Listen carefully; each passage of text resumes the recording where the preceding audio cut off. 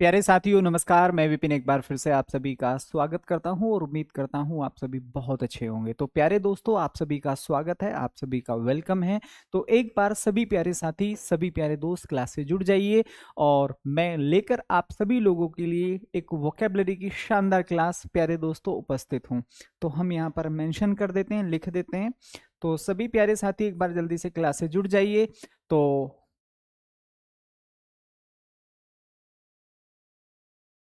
Vocabulary, ठीक है भाई। Part second. तो इसमें जो आज हमारी क्लास होगी मेरे प्यारे दोस्तों, ईडियम्स। ईडियम्स एंड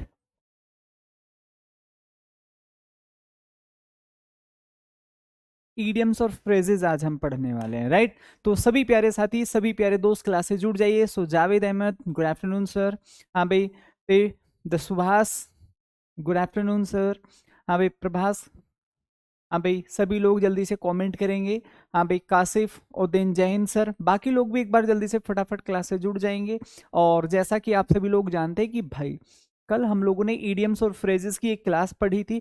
आज ये हमारी दूसरी क्लास है। तो लगभग अगर आज और हम कल के वर्ड मीनिंग लगाएंगे तो लगभग हमारे हंड्रेड्स अबाउट हो जाएंगे। तो दो क्लास हमने आज पढ़ ली हैं और दो से तीन क्लास और मैं आप लोगों को ईडीएम्स की ही अभी पढ़ाऊंगा, मतलब आगे। पहले कल से हम ग्रामर करेंगे और उसके आगे कभी हम पढ़ेंगे। तो लगभग हमें 200, सवा 200, 250 ईडियम्स पढ़ लेना है, जो कि मोस्ट इंपोर्टेंट हमारे एग्जाम के लिए, और वो सफिशियंट होते हैं। बाकी जब हम प्रैक्टिस करेंगे वहां भी हमें कुछ नई ईडियम्स देखने को मिलेंगी। और जितने भी आप मॉक लगाएंगे या फिर आगे प्रैक्टिस सेट लगाएंगे, so overall you will see कि जितनी भी रिपीटेड हैं या प्रीवियस हैं वो लगभग आप लोगों को याद हो गई हैं। वो सभी इडियम्स आपको अच्छे से याद हैं, ठीक है। तो सभी लोग एक बार जल्दी से कमेंट करिए, how is your study going on, कैसी चल रही है आप सभी लोगों की तैयारी। Satish, good morning sir. गुड़िया सिंह, हाँ भाई हिमांशी, गुड आफ्टरनून सर। बाकी लोग एक बार जल्दी से कमेंट करिए। तो देखो प्यारे दोस्तों, if you want to be the best, you have to do practice more than others. तो आपको औरों से ज्यादा मेहनत भी करनी होगी। ऐसा नहीं कि हम मेहनत नहीं करना चाहते और बेस्ट बनना चाहते हैं। क्लियर। सभी लोग एक बार जल्दी से कमेंट करिए। तो ऐसा पॉसिबल है ही नहीं। हाँ भाई बोलिए सभी लोग जल्दी से। हाँ भाई, सभी लोग एक बार जल्दी से कमेंट करेंगे। तो आज भी मैं आप लोगों को ईडीएम्स करा रहा हूँ, कल भी मैंने आप लोगों को ईडीएम्स कराए थे। तो लगभग दो क्लास में हमें हंड्रेड्स के अराउंड ईडीएम्स याद हो जाएंगे, ठीक है। इसके बाद जो हमारी क्लास होगी ग्रामर के लिए होगी। इसके साथ ही साथ मैं जो आगे क्लासेस कराऊंगा मेरे प्यारे दोस्तों, वह वोकेबलरी की होंगी दो क्लास। उसके बाद हम उसमें लगभग 100-150 वर्ड मीनिंग याद कर लेंगे। उसके बाद फिर से ग्रामर, फिर से 100-150 वर्ड मीनिंग की क्लास हो जाएगी। लगभग नेक्स्ट वीक में हमारा बहुत सारा सिलेबस 10 तारीख तक, अगर मैं बात करूं 10 जनवरी तक, तो लगभग हम 80% प्लस सिलेबस खत्म कर चुके होंगे। उसके बाद जो आगे का समय मिलेगा उसमें हम दबाकर प्रैक्टिस करने वाले हैं।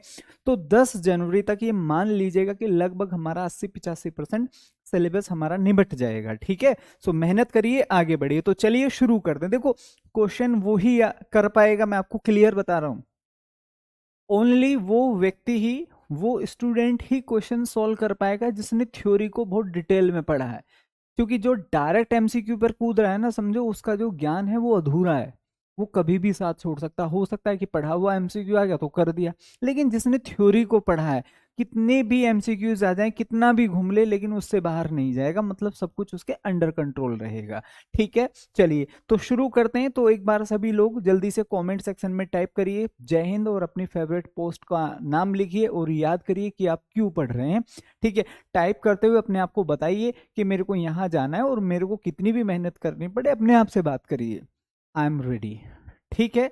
चलिए तो मेरे प्यारे दोस्तों, चलिए शुरू करते हैं। तो एक बच्चा कह रहा है सर कितनी इडियम्स हमें लगभग से याद करनी पड़ेंगी। भाई मैं कह रहा हूँ 200, सवा 200 काफी है।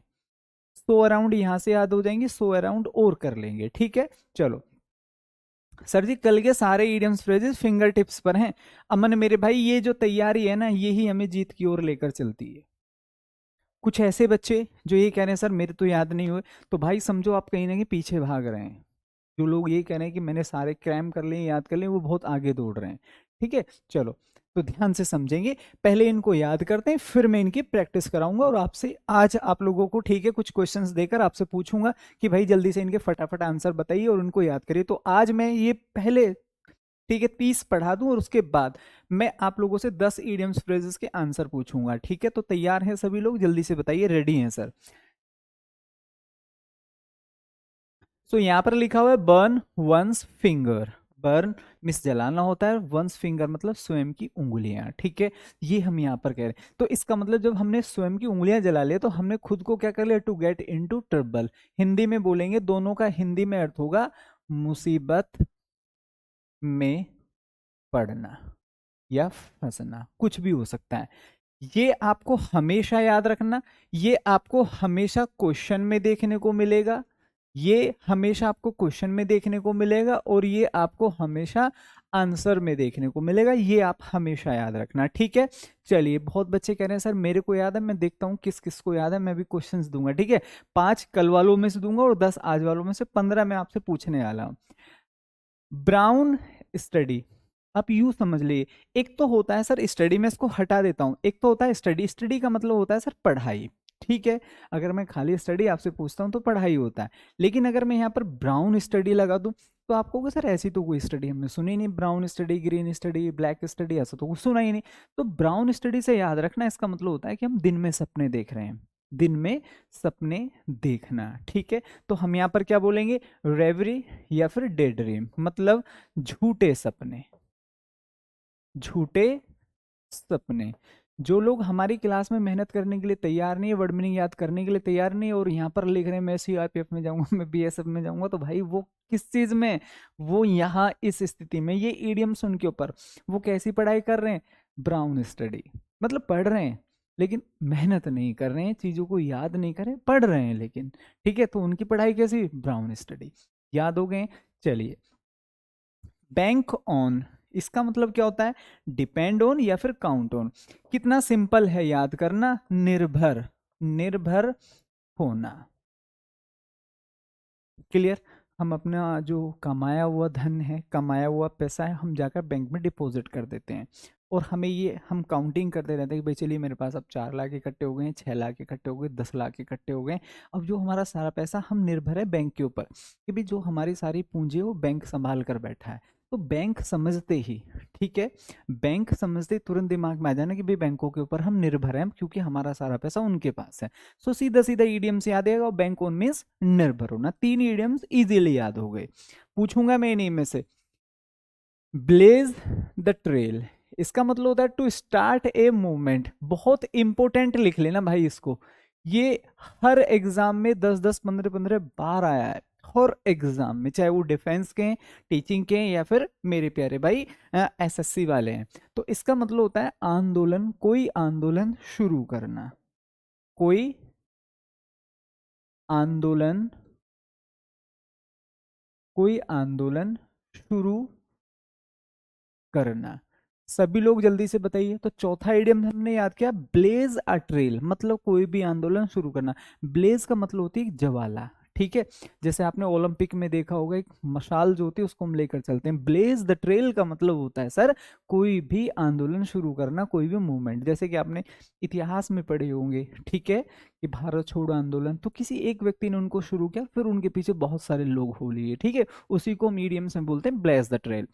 ब्लैक एंड ब्लू, इसका मतलब क्या होगा, ब्लैक एंड ब्लू आपने देखा होगा, when we beat somebody else, ठीक है, जब हम किसी को पीटते हैं तो वो नीला पीला हो जाता है, कि उसका चेहरा जो होता है वो कैसा हो जाता है, भाई इसने तो इसको नीला कर दिया पीट पीट कर, तो नीला और ब्लैक। ठीक है, तो इसके लिए हम किसका प्रयोग करेंगे, टू बीट मर्सीलेसली, मतलब अधिक, अधिक पिटाई करना। इसी से रिलेवेंट एक और इडियम्स पढ़ा देता हूं, ध्यान से समझना, आ जाता है एग्जाम में बहुत बार। अगर मैं ऐसे बोल दूं, black and white, black and white, black and blue बोलेंगे तो पिटाई करना, और ब्लैक एंड व्हाइट हो जाएगा सर, ये होता है टू राइट, बोले तो लिखना। क्या हो जाएगा, बोले तो लिखना।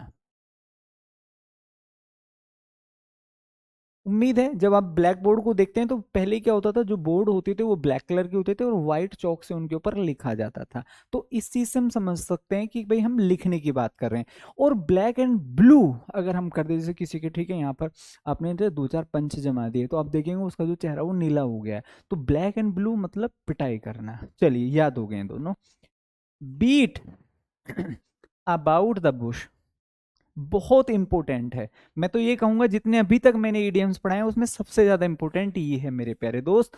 तो सबसे ज्यादा इंपॉर्टेंट कौन सा हो गया sir? Beat about the bush. इसका हिंदी अर्थ क्या होता है? To talk in a round about manner. Hindi में क्या बोलेंगे इसको? फटाफट बताइए।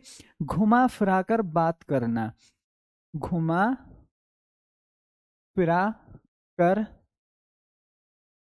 बात करना, ठीक है, या इधर उधर की बात करना। सो 3 ईडियम्स हमने यहां से पढ़ लिए हैं। 3 ही है ना? बिल्कुल। तो ब्लेज द ट्रेल आंदोलन शुरू करना, ब्लैक एंड ब्लू पिटाई करना, ब्लैक एंड व्हाइट लिखना, और नेक्स्ट लिखा है बीट अबाउट द बुश मतलब इधर उधर की बात करना। 4 हमारे यहां से याद हो गए और 3 ऊपर हमारे पीछे याद हो गए। तो हमने यहाँ पर क्या पढ़ा? बैंक ऑन मतलब डिपेंड ऑन निर्भर होना। ब्राउन स्टडी, भाई स्टडी तो पढ़ा है लेकिन ब्राउन स्टडी मतलब इसका मतलब हम दिन में सपने देख रहे हैं, हो गया याद। बर्न वंस फिंगर खुद को मुसीबत में डाल लेना, मुसीबत में पड़ना। तो 7 ईडियम्स हमें यहां से याद हो गए, फटाफट जल्दी से याद करते हैं। Beat the air. क्या कोई एयर को बीट कर सकता है? दिखाई दे रही है आपको एयर? नहीं दिखाई दे रही। अगर आप ये ट्राई कर रहे हैं कि भाई मैं हवा में, ठीक है, 2-4 पंच जमा रहा हूं, तो इसका मतलब आप क्या कर रहे हैं?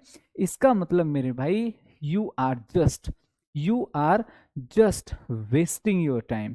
तो आप अपना समय बर्बाद कर रहे हैं। टू मेक यूजलेस एफर्ट, ठीक है, मतलब समय नष्ट करना। क्या हो जाएगा मेरे दोस्त? समय नष्ट करना हो जाएगा। क्लियर? बीट द एयर का मतलब होता है टू मेक यूजलेस एफर्ट। अगर हम कोई भी यूजलेस एफर्ट कर रहे हैं, it means we are just wasting our time. हम अपने समय को बर्बाद करें, क्योंकि हवा को बीट नहीं किया जा सकता। क्लियर? चलिए आगे पढ़ो। बिल्ड का मतलब क्या होता है भाई? निर्माण होता है, अगर हम इसको समझे। और अगर मैं बोलूं casteless in the air, Hindi क्या हो जाएगी इसकी अगर मैं कंबाइंड बात करूं? हवाई किले बनाना। हवाई किले बनाना। उम्मीद है यहां तक बात सभी लोगों को बड़े अच्छे से याद हो गई होगी। अभी जैसे ही हम 20 से 25 ईडियम्स लिख दूंगा, मैं यहां पर आपको याद करा दूंगा। And I will ask many idioms phrases whatever I have taught you, ठीक है, जो मैंने पढ़ाई है मैं वहीं से आपसे पूछूंगा और आपको बताऊंगा कि किस तरीके से आप, ठीक है, चीजों को रिमाइंड कर सकते हैं, थोड़ा सा हिंट ले सकते हैं कि हाँ यार ये चीज ना पढ़ाई थी हमें, इसमें हम ये पढ़ सकते हैं। ठीक है, चलो तो ध्यान से समझिए। ब्रेक द आइस, ये तो बड़ा छोटा सा ईडियम है जो कि हमने दूसरी तीसरी चौथी क्लास में ही पढ़ लिया होगा। ब्रेक द आइस मतलब पहले मैं गेम खेलते थे कि सब लोग चुप हो गए हैं कि कौन पहले बोलेगा, तो उसी को हम बोलते हैं ब्रेक द आइस। मतलब मेरे प्यारे दोस्तों, ठीक है, चुप्पी तोड़ना।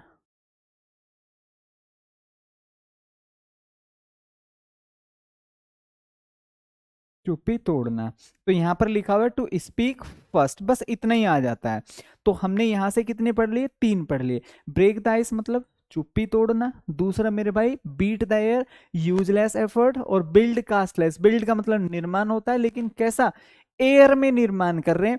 ऐसे याद कर लो, क्या कोई एयर में निर्माण कर सकता है? क्या हम हवा में जाकर कोई बंगला बना सकते हैं? नहीं बना सकते ना। इसका मतलब फिर क्या है?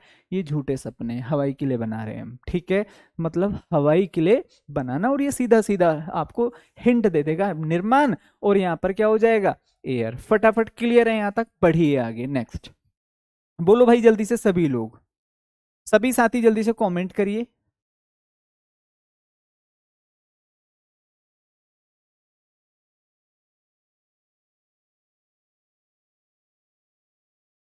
जसवंत सिंह सर, मॉक में स्कोर 50-55 आ रहा है, मैं जम्मू से हूँ।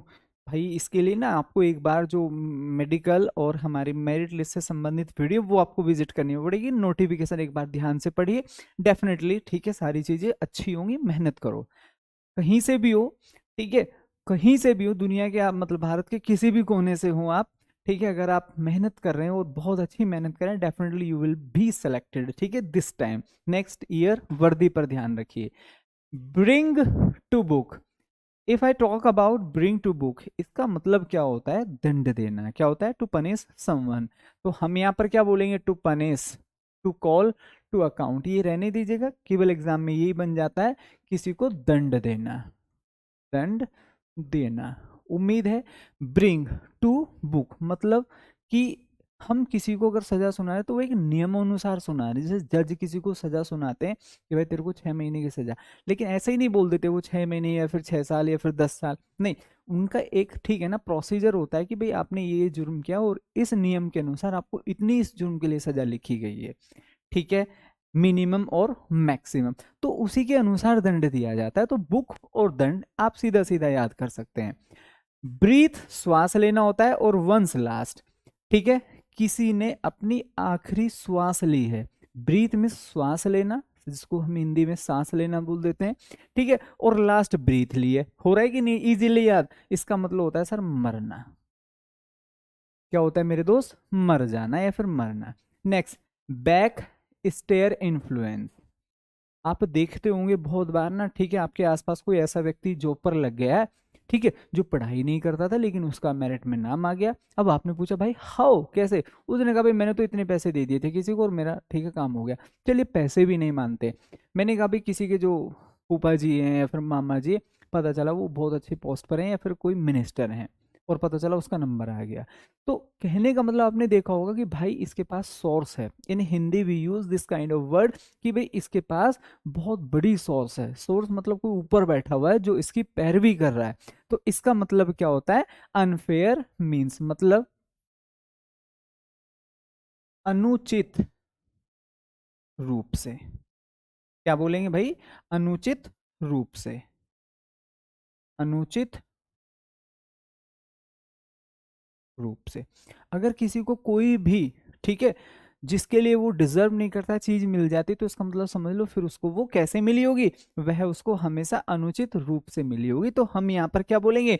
बैक स्टेयर इन्फ्लुएंस का मतलब होता है प्यारे दोस्तों कि भाई जो इन्फ्लुएंस आया वो बैक स्टेयर से आया, पीछे वाली सीढ़ी से आया, ठीक है, आगे वाली सीढ़ी से नहीं आया। ठीक है भैया, आगे पढ़ो। Birds eye view. व्यू का मतलब होता है एक तरीके से दृष्टिकोण, और birds you know very well चिड़िया के लिए हम प्रयोग करते हैं।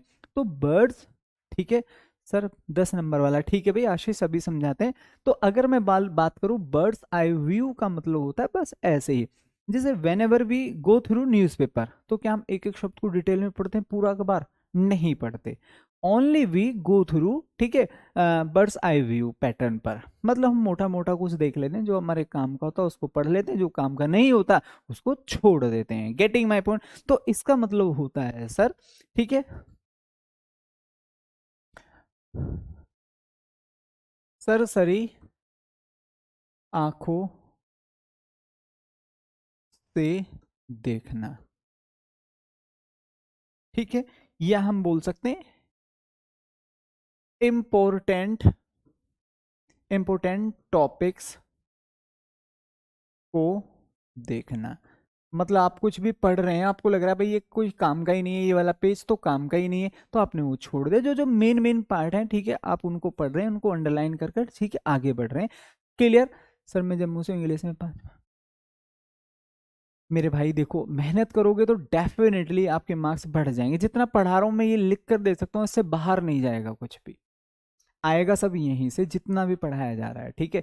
और इससे भी बाहर अगर आता है तो फिर वो ऐसी चीजें आएंगी जो मतलब कोई जिसने इंग्लिश नहीं भी पढ़ी वो भी उसको कर देगा, फिर इतना बेसिक आपसे पूछा जाएगा, ठीक है। चलिए, तो ध्यान देते हैं नेक्स्ट। यहां पर ये इंपॉर्टेंट है, इसको इंपॉर्टेंट लिख लीजिएगा। Bolt from the blue, what is written here? Bolt from the blue. Bolt, Usain Bolt आपने सुना होगा भाई, अचानक से सबको सदमा दे देता है, इतनी तेजी से दौड़ता है, जितने भी रनर उसके साथ दौड़ रहे हैं सबको सदमा दे दो। उसेन बोल्ट का नाम आपने सुना होगा, ठीक है, मतलब दुनिया का सबसे तेज धावक आप कह सकते हैं। तो हम यहाँ पर क्या कहेंगे? बोल्ट फ्रॉम द ब्लू, इसका मतलब होता है सडन और अनएक्सपेक्टेड शॉक, मतलब अचानक, अचानक मिला कोई सदमा, अचानक मिला कोई सदमा। जैसे किसी को ना कोई ऐसी न्यूज़ सुनने को मिल जाती है बहुत बार कि जो उसको बहुत ज़्यादा एक तरीके से शॉक में डाल दे कि यार ऐसा कैसे हो गया, ठीक है, अचानक से जब उसको मिलती है।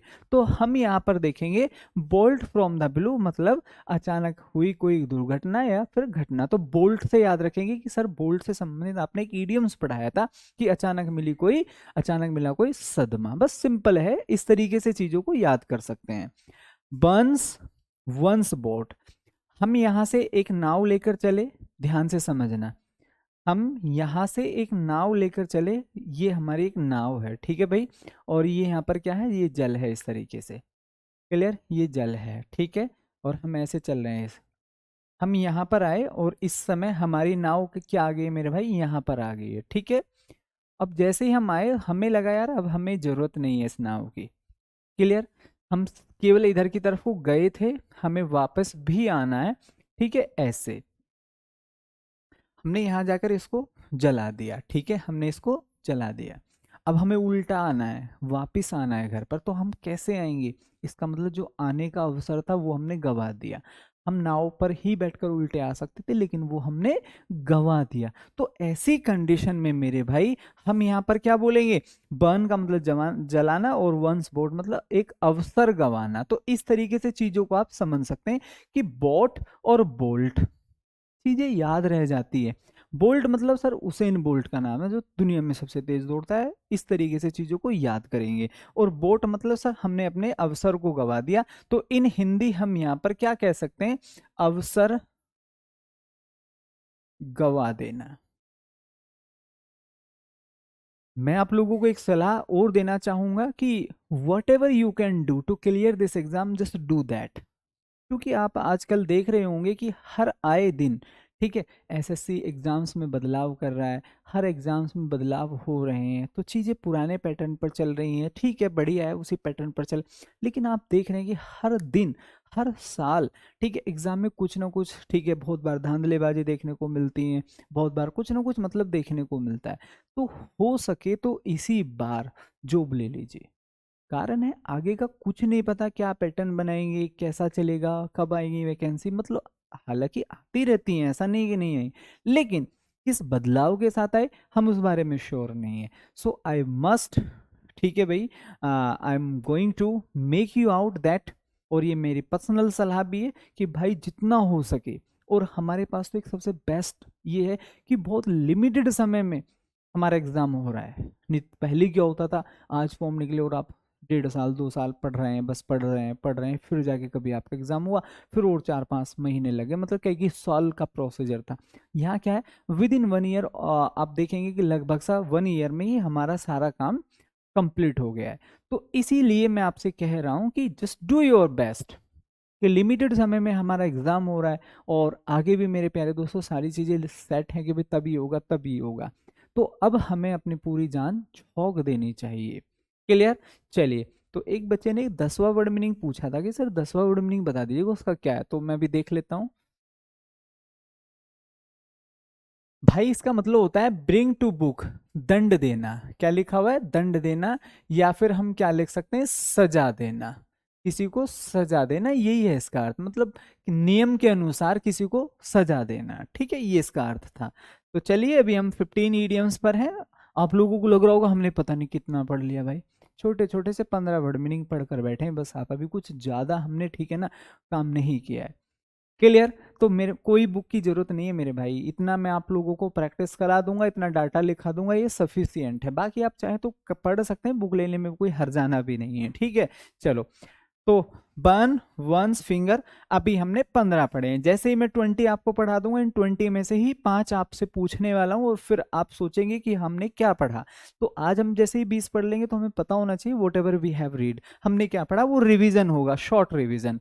चलिए ध्यान से समझो, बाइट द डस्ट, क्या लिखा हुआ है, एक हमने पढ़ा था बीट द एयर, बीट मतलब पीटना। अब जैसे सपोज करो बीट मीन्स होता है पीछे की पिटाई करना, मारना पीटना, तो क्या हम एयर को पीट सकते हैं, नहीं, नहीं पीट सकते। ऐसे ही एक मिलता जुलता वर्ड मीनिंग और है, देखो कई सारे वर्ड मीनिंग तो आपको नेचर से संबंधित ही यहाँ पर दिखाई दे रहे हैं। बाइट द डस्ट का मतलब होता है टू बी डिफीटेड, मतलब हार जाना या मारा जाना। जैसे हम युद्ध में बोलते थे ना भाई, युद्ध में मारा गया, सॉरी, मारा जाना, ठीक है, क्या बोलेंगे भाई, मारा जाना, मतलब कोई युद्ध में मर गया। क्लियर? तो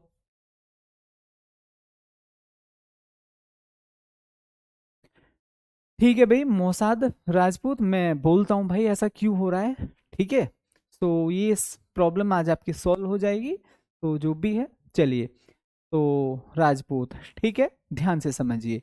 तो बहुत बार क्या होता है, बाइट, अब जैसे कोई भी व्यक्ति युद्ध में हार जाएगा और हार कर घायल होकर नीचे गिर जाएगा, तो आप ये नीचे देखते हैं कि जो मिट्टी है, डस्ट है, उसके चेहरे पर लगेगी। तो बाइट द डस्ट, मतलब इस तरीके से आप थोड़ा सा रिलेट कर कर चीजों को याद कर सकते हैं। यही तरीके होते हैं, और जो याद कर कर बैठा उसने भी इतनी ही मेहनत की होगी और ऐसे ही की होगी। देयर इज नो वे, ठीक है, कोई डाउट? कोई डाउट? चलिए आगे देखिए, नेक्स्ट, ब्लू स्टॉकिंग, क्या लिखा हुआ है, ब्लू स्टॉकिंग, ये होता है कि एक ऐसी महिला जो मतलब बहुत ज्यादा ये दिखाती है कि मैं बहुत पढ़ी लिखी हूँ, मैं बहुत समझदार हूँ, बात बात पर लोगों को, ठीक है, ताने मारते हैं, बात बात पर लोगों को बताती है तुम्हें ये नहीं करना चाहिए, तुम्हें ये नहीं करना चाहिए। तो ये कह रहा है एजुकेटेड, शिक्षित तो ये है, शिक्षित, लेकिन, ठीक है, पिडेंटिक, और पिडेंटिक को हम यहां पर क्या बोलेंगे, अहंकारी, ठीक है, अहंकारी महिला। So I am talking about a blue stocking women. तो जब भी यहां पर आएगा ब्लू स्टॉकिंग, सो हम यहां पर बोलेंगे educated but pedantic lady. I hope यहां तक सभी को क्लियर हो गई होगी। चलिए आगे देखो, नेक्स्ट, एड, ये तो कल भी मैंने आपको पढ़ाया था, एड फ्यूल टू फ्लेम और फायर, हिंदी में आप इसको जानते हैं बहुत अच्छे से, ठीक है भाई। हम यहां पर क्या लिख सकते हैं, आग में घी डालना। तो ये मैंने कल भी आपको पढ़ाया था, कोई खास, ठीक है, हमें ज्यादा फोकस नहीं करना है क्योंकि we have read it. At sixes and seven, देखो अगर कहीं ये लिखा हुआ है 6 and 7, तो इसका मतलब ये क्रम ठीक चल रहा है, लेकिन सिक्सेस तो कुछ होता ही नहीं। अगर मैं बात करूं सिक्सेस, ये तो कुछ होता ही नहीं। 7 अपने आप में ठीक है, 6 अपने आप में ठीक है, लेकिन इसका मतलब ये तो गलत लिखा हुआ है। अब ये गलत लिखा हुआ है तो दूसरे शब्दों में हम क्या कह सकते हैं, हम ये कह सकते हैं, ठीक है मेरे प्यारे दोस्तों, हम ये कह सकते हैं इन डिसऑर्डर, बोले तो अव्यवस्थित क्रम, अव्यवस्थित क्रम। उम्मीद है यहां तक सभी लोगों को अच्छे से बात समझ में आ गई होगी। तो फटाफट एक बार जल्दी से जय हिंद लिखिए, समझ में आ रही है चीजें। तो कितने ऐसे लोग हैं, अगर मैं आप लोगों से ये कहूं कि भाई मैं आप लोगों को यहां से, ठीक है, जैसे मैं 25 करा दूंगा, इन 25 में से 5 मैं आपसे पूछने वाला हूं, तो ऐसे कितने यहाँ पर लोग हैं, ठीक है, जो ये कह सकते हैं सर फर्मली, ठीक है, मैं अपने इस, ठीक है, BSF CRPF को ये, ठीक है ना, कमिटेड करके कहता हूं कि सर मैं 5 के 5 ठीक कर दूंगा जो आज आपने पढ़ाए हैं। कितने ऐसे लोग, कितना भरोसा लेकर आप पढ़ रहे हैं, ये भरोसा मैं जानना चाहता हूं। How many people are here जो ये कहें कि सर मैं, जो आप 5 क्वेश्चन मुझे देंगे, मैं वो 5 के 5 करेक्ट कर दूंगा जो आज आपने पढ़ाए, इतना मुझे खुद पर कॉन्फिडेंस है सर, ठीक है। चलिए 25 करने के बाद देखते हैं कौन ऐसा व्यक्ति है जो 5 के 5 ठीक करता है, ठीक है, रेडी हो? एज्यूम एयर्स, एयर से संबंधित, बीट द एयर आज हमने पढ़ा था, तो इसका मतलब होता है टू प्रिटेंड सुपीरियरिटी, महानता, महानता दिखाना, मतलब है नहीं बस दिखाना, ठीक है, महानता दिखाना। सर मैं, ठीक है, लगभग सारे बालकों का उत्साह बहुत ज्यादा हाई है, ठीक है। एग्जाम में तो बेटा 2 से 3 क्वेश्चन आपको आएंगे, लेकिन मैं भी केवल जितने 25 पढ़ाए हैं उनमें से आपसे 5 पूछना चाह रहा हूं कि कितना कमिटेड होकर चीजें आप जान रहे हैं, पढ़ रहे हैं, सीख रहे हैं। 2-3 बालक भाग गए भाई, अरे गुरुजी तो क्वेश्चन पूछ रहे हैं। ये तो ऑनलाइन का हाल है, अगर ऑफलाइन होते ना तो 10-15 लोग तो ठीक है ये कहकर चले जाते सर मैं गो टू टॉयलेट, मैं गो टू टेक वाटर, आधे लोग ऐसे निकल जाते, किसी के पेट में दर्द हो जाता, किसी के सर में दर्द हो जाता। ऐसा ही होता कि नहीं होता अगर ऑफलाइन क्लास चलती? वो तो शुक्र है कि ऑनलाइन चल रही है, उसमें भी 1-2 लोग गायब हो गए, जैसे एक्सरसाइज का नाम आया, ठीक है, 2 लोग चले गए हैं कि सर ने टेस्ट तो नहीं दूंगा, ठीक है, चलिए यहां से आता है कमिटमेंट। आर्गस आइड, आर्गस आइड का मतलब होता है केयरफुल। तो आई से आप समझ लेना भाई, वो आदमी कहीं ना कहीं अटेंटिव ही होगा, तो इसका मतलब होता है सतर्क, सतर्क होना। आई से मतलब आप समझ जाना, एज्यूम एयर का मतलब दिखावा, झूठा दिखावा, महानता का। एट सिक्सेज और सेवन से ये देख लेना कि यार इनका क्रम गलत है, ये ऐसे नहीं लिखे जाते, 6 और 7 लिखा जाता है, डिसऑर्डर हो जाएगा। 4 और पढ़ते हैं और देखेंगे कि मेरे भाई एट ए स्टोन्स थ्रो, स्टोन को फेंक रहे हैं आप। तो ये कह रहा है, पहले लोग पूछते थे भाई यहाँ से कितने किलोमीटर दूर, आ गए हैं वो दोनों लोग, ठीक है भाई, उनको बात लगी है। तो अगर मैं बात कहूँ भाई यहाँ से कितना दूर है, तो एक व्यक्ति मेरे से कह रहा है भाई पत्थर फेंकोगे गाँव आ जाएगा, यहाँ से पत्थर फेंकेंगे गाँव आ जाएगा। Getting my point. तो पहले लोग ऐसे बताते थे नियरनेस को, तो इसका मतलब होता है वेरी क्लोज, मतलब निकट। क्या होता है सर? निकट। एट ए स्टोन्स थ्रो, उम्मीद है समझ में बात आ गई होगी। बाय हुक और by crook, by one means और एनोदर, इसका मतलब होता है हर हाल में, हर हाल में, या फिर किसी भी कीमत पर। ऐसे कितने लोग हैं जो ये कह रहे हैं सर मुझे हर हाल में इस साल ही जॉब चाहिए? कितने ऐसे लोग हैं? क्या कोई ऐसा है सर मेरे को कोई बात नहीं नेक्स्ट साल दे देना, 2 साल बाद दे देना? कितने ऐसे लोग हैं सर हर हाल में मैं इस साल जॉब लेकर रहूंगा, ये सर मेरे लिए जॉब नहीं है। ठीक है, बीएसएफ ज्वाइन करना, ठीक है, सीआरपीएफ ज्वाइन करना, this is not a job for me. ठीक है, ये सर मेरा ड्रीम है। जॉब और ड्रीम में अंतर होता है। Clear? Getting my point. So मैं एक बहुत अच्छी, ठीक है, अगर बात कहूँ तो मैं यही कहूँगा मेरे प्यारे दोस्त, जॉब और ड्रीम में अंतर होता है। मैं ऐसे बहुत सारे लोगों को जानता हूँ जो एक बहुत अच्छी जॉब पर हैं, लेकिन वो बीएसएफ एज ए कांस्टेबल भी ज्वाइन कर सकते हैं। क्यों? चूंकि इट वॉज देयर ड्रीम। वो बहुत अच्छी जॉब पर हैं, सीजीएल सेलेक्टेड हैं, लेकिन अगर उनको ये ऑप्शन मिले ना कि एज ए सोल्जर उनको बीएसएफ में ज्वाइन कराया जा रहा है, सो वो उसको क्विट कर देंगे। ये मैं इतना कॉन्फिडेंट हूँ उनके इस ड्रीम को लेकर। क्लियर? तो जब आपको लगे ना भाई इस बार जॉब लेनी है, ठीक है, कुछ भी हो जाए, so that is by hook और बाय क्रूक, हम यहाँ पर बोलेंगे। उम्मीद है बात सभी को समझ में आ गई होगी। तो इस साल सर वर्दी चाहिए ही चाहिए गुरुजी। ठीक है, मैं उन पहाड़ी क्षेत्रों में, ठीक है, उस पहाड़ पर खड़े होकर, ठीक है, गन यहाँ पर, ठीक है, रखकर सामने, और मैं ये देखना चाहता हूँ कि I am just doing my job. ठीक है, I am just doing something which I use to imagine. आज मैं वहाँ, ठीक है, अपने देश की रक्षा के लिए खड़ा हूँ, जिसको मैं कभी सोचा करता था। ठीक है, जिस स्टूडेंट उस मेज पर बैठकर जब पढ़ता था, उस लाइब्रेरी में बैठकर पढ़ता था, I use to imagine this moment. आप देखेंगे सामने, ठीक है, क्लियर ना? वो जो नज़ारा है कि पीछे आप खड़े हैं, मतलब आगे का आप नज़ारा देख रहे हैं और पीछे आपका देश, ठीक है, आराम से सो रहा है और आप वहाँ, ठीक है ना, तैनात हैं। तो ये ना एक फीलिंग है, ये जॉब नहीं है। इस फीलिंग को जब आप पीछे देखें कि मेरा देश सो रहा है और आगे आप कि मैं अभी यहाँ रक्षा के लिए खड़ा हूँ, ये कोई जॉब नहीं है, ये फीलिंग है।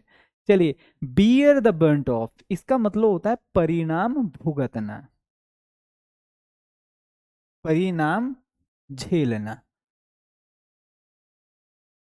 ठीक है, परिणाम का सामना करना। जैसे आपसे ना कोई गलती हो गई, अब आप घर जाने से डर रहे हैं कि यार जैसे मैं घर जाऊंगा ना मेरे घर वाले मेरे ऊपर टूट पड़ेंगे। Clear?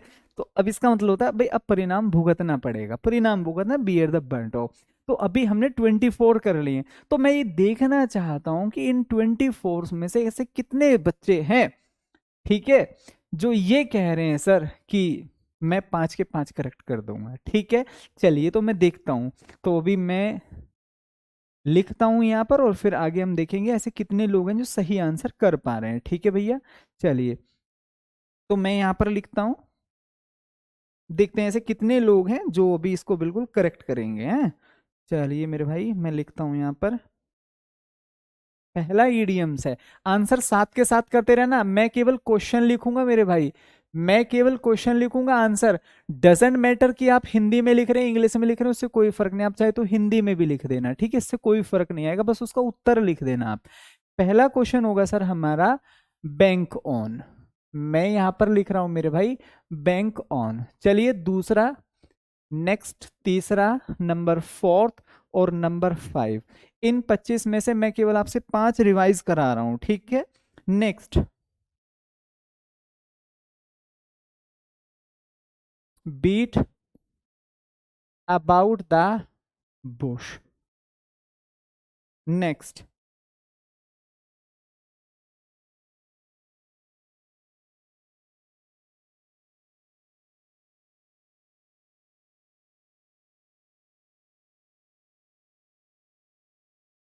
Bolt from the blue. Next, at sixes and 7।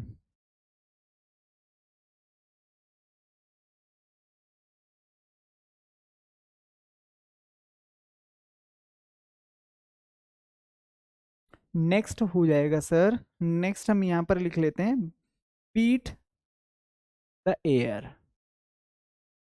Beat the air.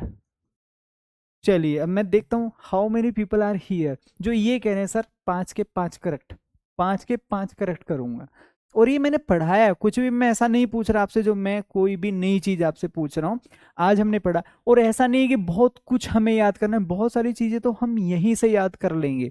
मैंने आप लोगों को बैंक से संबंधित एक बात पढ़ाई थी और मैंने ये बताया था, उम्मीद है पांचों इडियम्स आपने पढ़ लिए होंगे, रिप्लाई भी कर दिए होंगे, आ जाएंगे, ठीक है। बैंक ऑन का मतलब क्या होता है sir? Depend on. Depend on, हम बैंकों के ऊपर निर्भर हैं। दूसरा मैंने पढ़ाया था सर बीट द एयर। इसका मतलब क्या होता है? अगर मैं एयर को बीट कर रहा हूं, अगर मैं एयर को बीट कर रहा हूं तो इसका मतलब मैं क्या बोलूंगा मेरे प्यारे दोस्तों? मैं यूजलेस एफर्ट कर रहा हूं, मतलब वेस्ट टाइम। मैं यूजलेस एफर्ट कर रहा हूं मतलब अपने समय को क्या कर रहा हूं?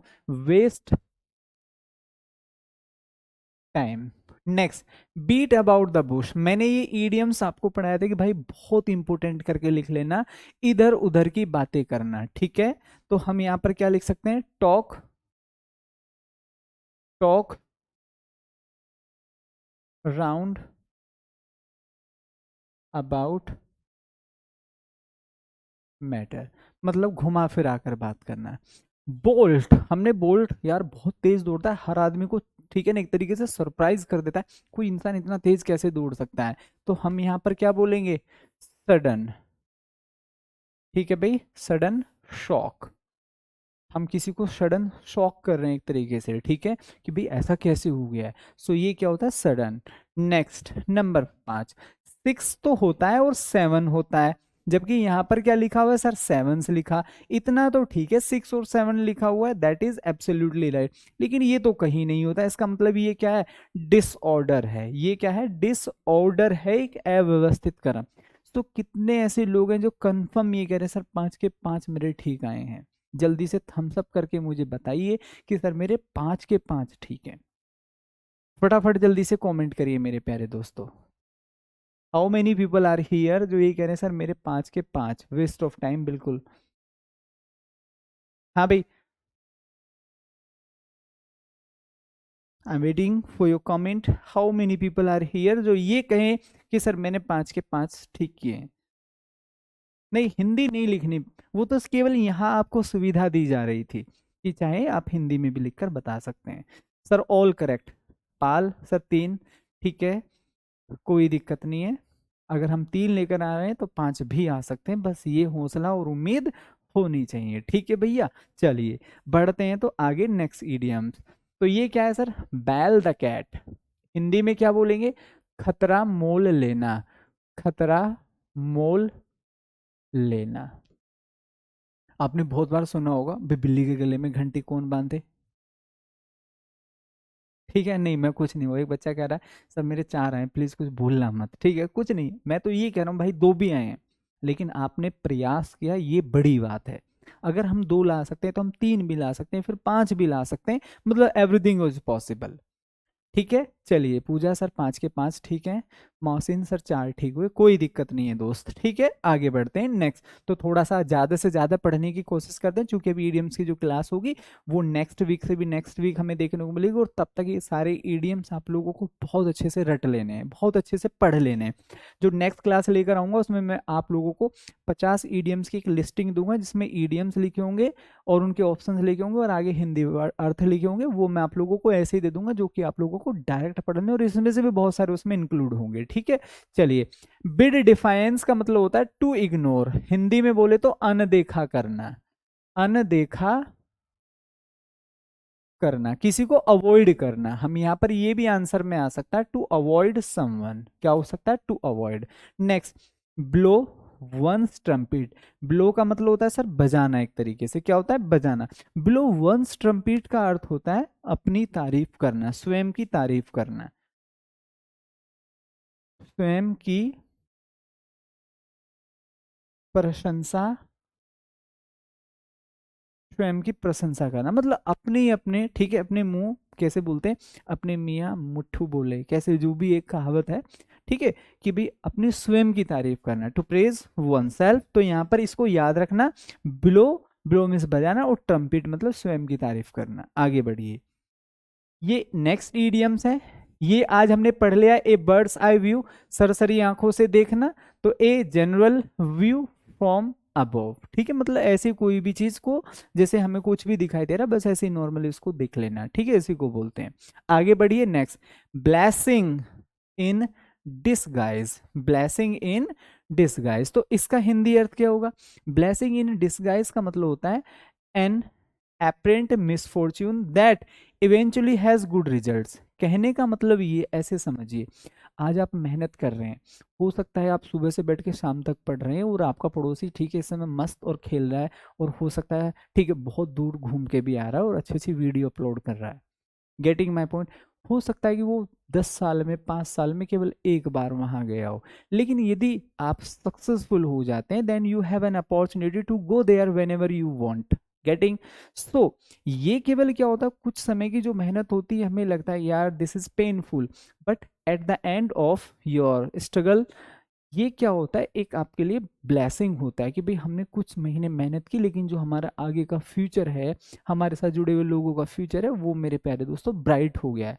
जबकि वो आदमी जब मेहनत करने के समय घूम रहा था इधर उधर, ठीक है ना, आप वीडियो अपलोड कर रहा था कि भाई मैं फला जगह हूँ, मैं यहाँ हूँ, मैं वहाँ हूँ, वो उस समय पढ़ सकता था, but he did not care of it. वो बाद में क्या करेगा, पछताएगा। तो जो मेहनत आज आप लोगों को मुश्किल लग रही है, बाद में ये क्या होगी, एक फ्रूटफुल और शाइनिंग होगी। ठीक है, तो ये चीज आपको याद रखना है। तो इसका मतलब होता है छिपा हुआ आशीर्वाद, छिपा हुआ आशीर्वाद। जो मेहनत आज आप लोगों को मुश्किल लग रही है, ये एक दिन क्या होगा मेरे प्यारे दोस्तों, हमें लगेगा कि सर मजा आ गया। ठीक है, a blue eyed boy, a blue eyed boy, one who is favourite. अब किसी की आंखें हमारे जैसी हैं, आपके जैसी हैं, तो नॉर्मल है, ठीक है, लेकिन किसी की आंखें नीली हो तो सब लोग उसको देखेंगे भाई, ठीक है, इसकी आंखें ना मतलब कुछ अलग ही है, तो वो क्या बन जाता है, सबका फेवरेट। तो मतलब सबका, सबका चहेता। ठीक है, चलिए नेक्स्ट, ये हमने पढ़ लिया, ए bolt from the blue, sudden, ठीक है, समथिंग अनएक्सपेक्टेड, ये तो आज हमने पढ़ लिया था। बोल्ट वाला एग्जाम्पल तो हमने पढ़ लिया था कि किसी को मेरे प्यारे दोस्तों अचानक से सरप्राइज मिलना। ठीक है, चलिए, तो एक बच्चा कह रहा है कौन सा, तो 25 का रिपीट कर दो प्लीज। बेल द कैट मतलब खतरा मोल लेना, बिल्ली के गले में घंटी बांधना। सपोज करिएगा आपके मोहल्ले से किसी ने चोरी कर ली, जिसने चोरी की वो बहुत दबंग आदमी है, अब पुलिस आई और सब लोगों से पूछ रही हाँ भाई चोरी किसने की। अब कौन ले उसका नाम, जो भी उस व्यक्ति का नाम लेगा जो दबंग है, कहीं ना कहीं वो बाद में उसको टॉर्चर करेगा, परेशान करेगा, तो सब लोग चुप हैं। जैसे पुरानी मूवीज में दिखाया जाता था, सब लोग गांव वाले चुप खड़े हो जाते, पुलिस आती थी हाँ भाई किसने किया, and everybody was quite, nobody is going to speak, ठीक है भाई, अगेंस्ट दैट पार्टिकुलर मैन। तो कोई भी उसके खिलाफ नहीं बोला, सब चुप खड़े हैं। तो ऐसे में कौन खतरा मोल ले, तो इसका मतलब होता है सुदीप्ता, ठीक है भाई, मुर्मू। मेरे भाई ये क्या होता है, खतरा मोल लेना, ठीक है, to take first step at personal risk, कि चलो मैं करता हूं इसको। आगे बढ़ते हैं नेक्स्ट। ये कल हमने पढ़ लिया था, ठीक है। ए बॉन ऑफ कंटेंशन, मतलब कल हमने पढ़ लिया था कॉज ऑफ क्वेरल, हिंदी में क्या बोल सकते हैं इसको, कल भी मैंने पढ़ाया था, झगड़े की, झगड़े की जड़, ठीक है। नेक्स्ट देखिए, ए bull in A China shop, इसका मतलब होता है an extremely awkward clumsy person, मतलब परेशान, परेशानी पैदा करने वाली वस्तु, या व्यक्ति भी हो सकता है सर, जरूर नहीं कि वस्तु के लिए हो। तो हम यहाँ पर देख सकते हैं, अगर किसी शॉप में बुल आ जाए, ठीक है, बुल घुस जाए, तो क्या वहां सब लोग आराम से बैठे रहेंगे? नहीं भाई, अफरा तफरी मच जाएगी। इसका मतलब उस बुल ने वहां पर सबको क्या कर दिया, परेशान हो गया याद, ठीक है। नेक्स्ट, ए बर्निंग क्वेश्चन, इसका मतलब होता है एन इंपोर्टेंट क्वेश्चन, प्रमुख प्रश्न, प्रमुख प्रश्न। जो हम बोलते हैं सर, सबसे मेन इंपॉर्टेंट बात ये बताइए sir, this is the burning question, मैं ये पूछ रहा हूँ कि सर ये कैसे है, ठीक है। तो कोई भी ऐसी बात जो मतलब एक मोस्ट इंपॉर्टेंट रोल प्ले करती है कि भाई ये बताओ ये कैसे है, तो उसको हम क्या बोलेंगे, बर्निंग क्वेश्चन। आगे देखो नेक्स्ट, ए केक, ए केक वॉक, एक केक वॉक का मतलब क्या होता है, समथिंग, क्या बोलेंगे मेरे भाई, समथिंग वेरी इजी, मतलब आसान कार्य। तो भाई ये देखो ना, याद कर लो इनको, आसान कार्य, चूंकि ये ही आपको एग्जाम में देखने को मिलेंगे जितना मैं पढ़ा रहा हूं आप लोगों को, ठीक है।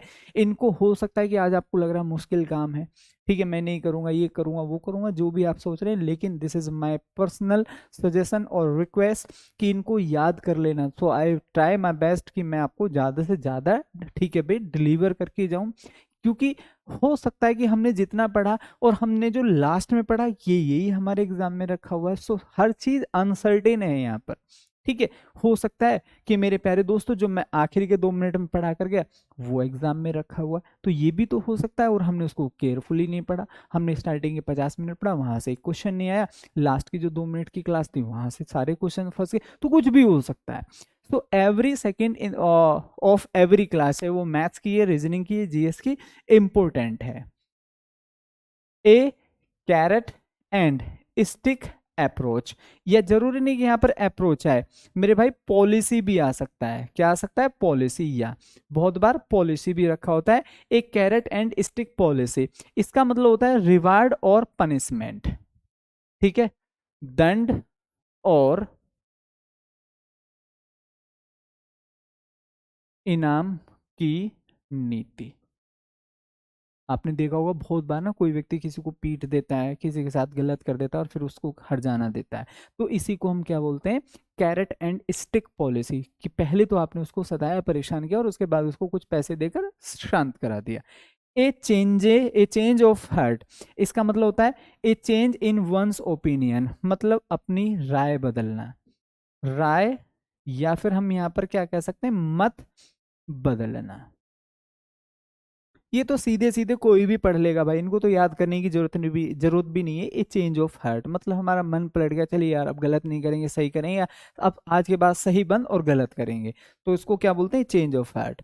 नेक्स्ट, ए चाइल्ड्स प्ले, इसको भी कोई खास याद करने की जरूरत नहीं, क्योंकि आप इससे समझ सकते हैं, चाइल्ड मीन्स बच्चा और खेल होता है, एक गेम होता है, something that is very easy, ठीक है, बहुत आसान, जैसे हम बोलते हैं ना बहुत आसान, बच्चों का खेल, तो इसको हम बोलेंगे चाइल्ड्स गेम या चाइल्ड्स प्ले।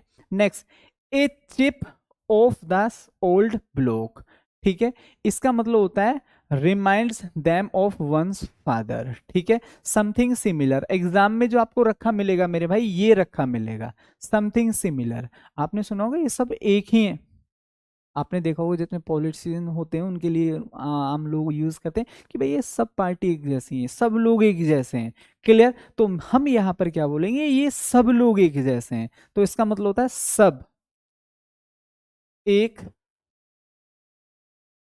जैसे हैं, जहां पर आप बोले ना ये सब एक जैसे हैं, जैसे परिवार के लोग हो सकते हैं, कोई आपके भले की बात कर रहा है लेकिन आप कह रहे हैं अरे नहीं भाई ये सब एक जैसे हैं, ऐसा नहीं ये अलग है उनसे, ये भी उनके जैसा, ये सब एक जैसे हैं, देखने में लगेगा कि हमारे भले की बात कर रहे हैं। आगे चलिए नेक्स्ट, एक क्लोज शेव, बहुत इंपॉर्टेंट है मेरे भाई, लिख लेना। हिंदी में हम क्या बोलेंगे, बाल बाल बचना, क्या बोलेंगे, बाल बाल बचना, क्या बोलेंगे सर इनको, बाल बाल बचना। मतलब बहुत बार आपको लगता है भाई आज तो जान बच गई, आज तो जान बच गई, बहुत बाल बाल बच गया, ठीक है। नेक्स्ट, ए रेड लेटर डे, मतलब मोस्ट इंपोर्टेंट की कैटेगरी में आप इसको रख सकते हैं, ठीक है। ए रेड लेटर डे का मतलब होता है एन इम्पोर्टेंट डे। देखो ये भी आ सकता है a day that is pleasantly, इतना नहीं लिखता वो। ए वेरी स्पेशल डे ये भी लिख सकता है, तो हम यहाँ पर क्या लिखेंगे, महत्वपूर्ण दिन, महत्वपूर्ण दिन, प्रमुख दिन, ये भी आप लिख सकते हैं। जैसे हम यहाँ पर 26 जनवरी, 15 अगस्त, 2 अक्टूबर की बात करते हैं, तो या फिर हम अपने बर्थडे की बात करते हैं, सो दे आर द, ठीक है मेरे प्यारे दोस्तों, a red letter day in our life. Face the music, इसका मतलब क्या होता है, बी पनिश्ड ये हो सकता है, और बियर द कंसिक्वेंस, ये आपको जो मैं ब्रैकेट में कर रहा हूँ ये आपको आंसर्स में देखने को मिल सकते हैं। हिंदी में इनको हम क्या बोलेंगे, खतरा मोल लेना, खतरा उठाना, खतरा उठाना है, खतरे का सामना करना, इस तरीके से आप इनको याद कर सकते हैं।